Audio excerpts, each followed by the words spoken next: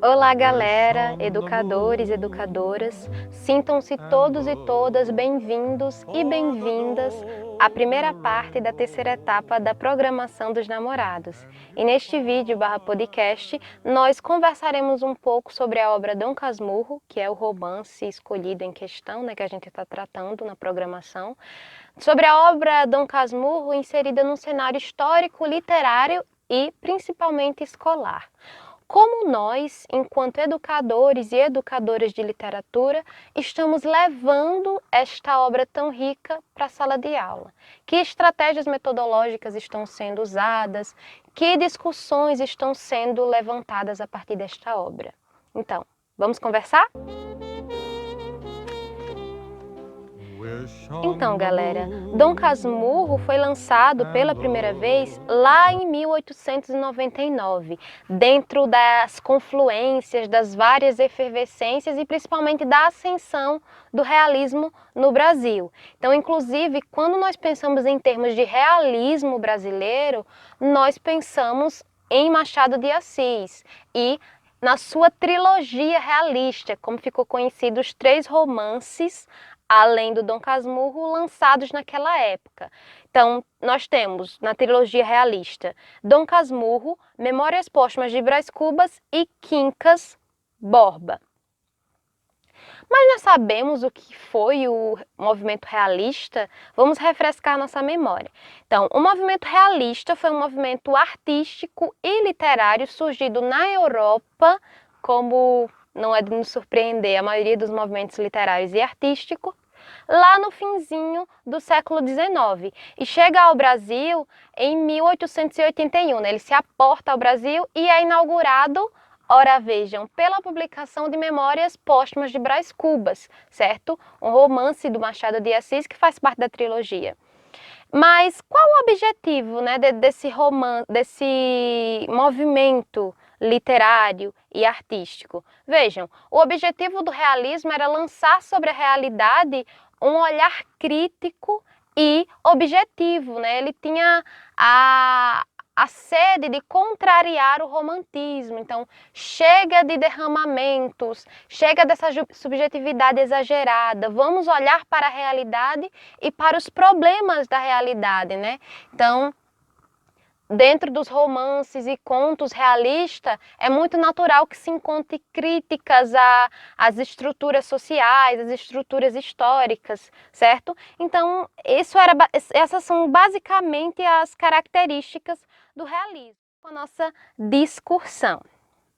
Então, Dom Casmurro, que é o objetivo, né, o centro aqui da nossa discussão, foi publicado dentro desse meio de confluências e efervescências que foi o realismo pelo Machado de Assis.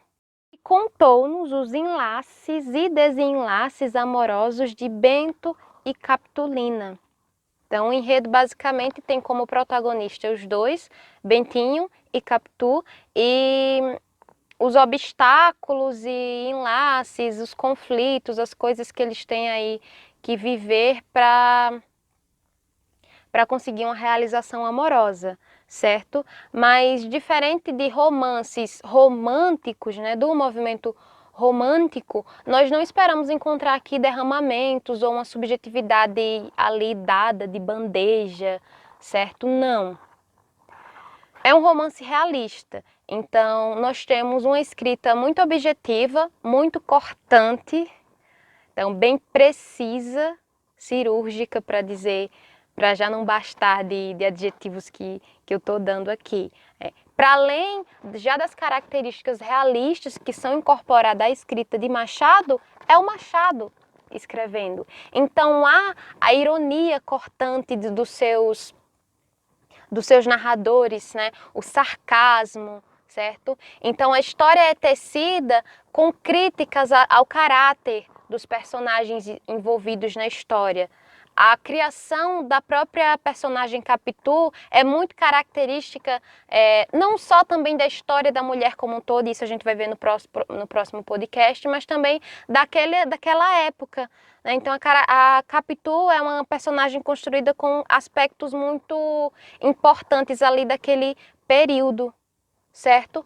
Alguns resumos preferem optar pelo caminho de dizer que é uma obra que trata de um triângulo amoroso, certo? Que seria Bentinho, Escobar e Capitu. Eu não concordo que se trate um resumo desse modo.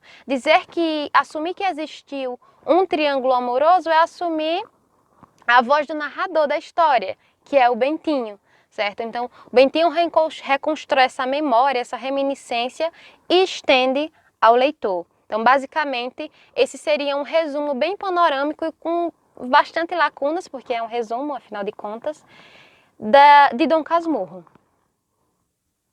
Então, partindo agora para o cenário escolar, que é onde nós vamos deter mais a nossa força discursiva aqui do podcast, quando se pensa em realismo na escola, né, no ensino médio, que é onde os alunos e alunas vêm, estudam o movimento realista, e quando estudam, é uma triste realidade, mas eu acho que vocês têm noção disso, quando se estuda de verdade, é normal que se leve ou Memórias Póstumas de Brás Cubas ou Dom Casmurro. Dom Casmurro é um livro muito famoso assim, vou usar esse termo famoso dentro ali do meio alunado e de alguns professores de literatura, por uma simples razão. Eles reduzem toda a história a uma pergunta: Capitu traiu ou não Bentinho? Então, Dom Casmurro acho que é melhor, foi resumido a essa pergunta. Então é muito triste, e você chega nas escolas, em alguns Instagrams que falam de livros, mas principalmente nas escolas, e você fala e cita de Dom Casmurro, quando os alunos e alunas já conhecem essa pergunta que soa, né? Capitu, o que a senhora acha, professora? Capitu traiu ou não Bentinho? Então a pergunta que eu faço é: qual a relevância dessa discussão? Primeiro ponto. Se essa discussão tem de fato relevância, em que circunstâncias seria? Então, esse está sendo o principal problema do trabalho com essa obra dentro da sala de aula. Os professores e professoras estão trabalhando o livro a partir de convicções, certo? Estão resumindo a obra do Machado a uma pergunta tão tola, que poderia não ser tola, mas é tola porque se resume a isso. Então, você lê o livro inteiro com tantos recursos, com tantas possibilidades metodológicas de discussão e resume a isso. Então, por exemplo, uma coisa comum, podem até colocar na internet e no YouTube, é que se façam peças em forma de julgamento.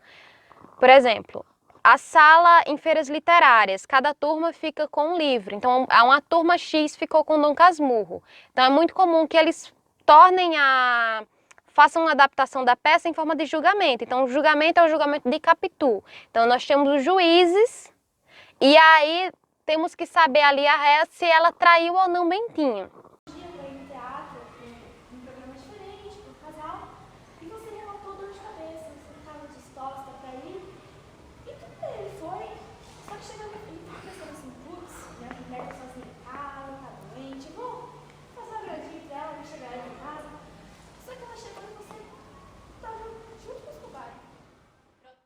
A ideia poderia ser muito boa se baseasse no que há no livro, mas é como digo, se baseia principalmente e absolutamente em convicções. Ora, vejam, pessoal, vamos pensar um pouco. Nós temos uma obra literária, nós temos um material aí, uma substância literária com recursos vários a serem trabalhados, sabe? Como, por exemplo, esses dias a gente colocou no Story umas apreciações a respeito da obra, e uma professora de História, inclusive, professora Fernanda Andrade, falou um pouquinho sobre a violência doméstica, certo? Que poderia se tratar, poderia ser conversada a violência doméstica, não física, mas psicológica que a Capitu sofre. É porque o Bentinho, ele tem uma imaginação muito fértil, inclusive ele assume isso dentro do texto, e ele persegue Capitu, né? Então há uma pressão psicológica. Então a professora falou, será que seria bacana tratar de violência doméstica nesse texto? Olha que maravilha de discussão para se tratar. Olha aí que ponto de vista interessante, a gente confrontar em dois tempos. Poderia até ser feita uma pesquisa, né? Como estava a situação das mulheres naquela época, de 1890, por aí, como estava a situação das mulheres no Brasil, e fazer um comparativo, fazer um estudo. Além disso, poderia ser tratado o quê? Observar na obra características que dessem visão àquela sociedade, né? Ao Rio de Janeiro daquela época, né? Então, a obra dá pistas sobre isso. Então, assim, teria uma variedade de questões, certo? Para além disso, o trabalho com o próprio narrador, uma análise do narrador. É um narrador tão poderoso que consegue convencer o leitor de coisas que às vezes ele nem menciona no texto, certo? Então Bentinho, que é o narrador da história, é tão poderoso que ele enlaça os professores. Olha que triste. O professor de literatura se deixa enlaçar a tal ponto pelo narrador que não percebe que é o narrador que está dizendo aquilo. Lembrem-se, a gente tem que se afastar do texto e olhar para o texto. Então, assim, a discussão a respeito de se Capitu traiu Bentinho ou não é irrelevante hoje dentro da sala de aula pelo modo que está sendo conduzida, a partir apenas de convicções. Então, por exemplo, se se discutisse a possível traição a partir de uma análise da voz do narrador, seria outra coisa, certo? Porque os professores e professoras estariam partindo de um ponto da análise estética do que está no texto, que é o ponto principal. Nós temos que nos basear no que está no texto, certo? As derivações são importantíssimas, só que quando são muito derivadas ao ponto de se descolarem do texto, elas se tornam uma coisa alienante, certo? Então, se o professor propusesse aos alunos que analisassem a voz narradora e como ela constrói aí essa imagem da Capitu, seria muito interessante. Aí valeria a pena pensar nessa coisa da traição. Mas, infelizmente, não é isso que tem acontecido no tratamento com o texto nas escolas, né? O que se tornou foi regra de levar Dom Casmurro para falar sobre a traição. E não para falar sobre a traição baseada no texto, sobre essa potencial traição, né, melhor dizendo, mas baseada em convicções. E ponto. E deixa de aproveitar um potencial horroroso assim do texto, horroroso não no sentido de ruim, mas imenso. É um desrespeito ao texto literário. E não só porque é um texto do Machado de Assis, mas a qualquer texto literário é um desrespeito esse tipo de conduta do professor de literatura. Então, vamos ter respeito ao texto. O que é respeitar um texto literário? É lê-lo, é ter cuidado, é ter tato. É ter cuidado até com as interpretações que a gente faz para não derivar demais, sabe? Para não se estender ao ponto de se descolar, como eu já havia mencionado do texto. Porque um texto tão rico como é Dom Casmurro não deve ser resumido a apenas essa discussão. E é por isso, e é em razão disso que nós escolhemos tratar dele na nossa programação. Então, falar sobre a noção de amor que se tece no texto é analisar a voz narradora, é analisar as situações que se tecem no texto e como elas resultam em uma imagem geral. Seria um caminho diferente de se realizar esse texto dentro de sala de aula também.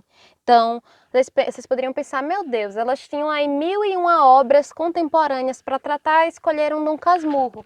Justamente por isso, para mostrar que há outros caminhos de falar sobre Dom Casmurro que não seja resumi-lo a convicções e a uma pergunta tão tola como essa. Capitu traiu ou não Bentinho?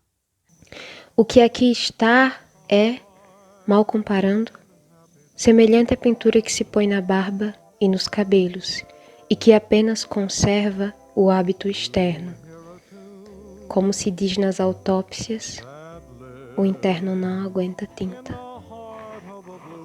Obrigada. Até o próximo vídeo.